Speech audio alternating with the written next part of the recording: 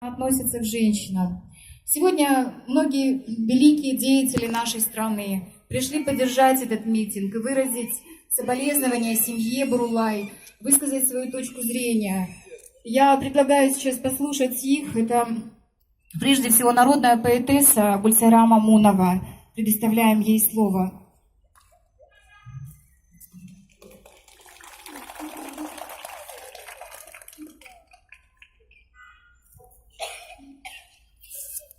Саламатсыздарбы?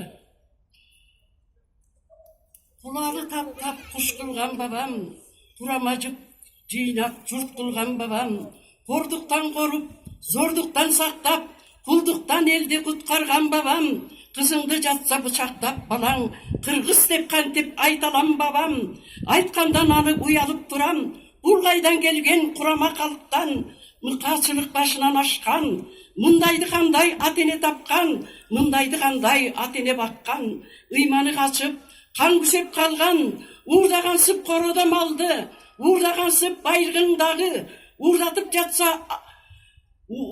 жатса адамды дағы, уырдап жатса сезімді жанды, уырдап жатса адамдық арды, уырым деп қантеп айталам бабам, айланып кетсін атыңдан бабам, бұлған басын ұлы ұрығың нарқың, бабалар сенден ұялып тұрам, адептен біткен нарқы бар бабам, адамдық асыл салты бар бабам, бор кердік борынан біткен, қамқорлық көру қанынан біткен, жаратылыш жанынан біткен, жандуыны дағы, жансызды дағы, астектеп күту заңы бар бабам, жан-жаны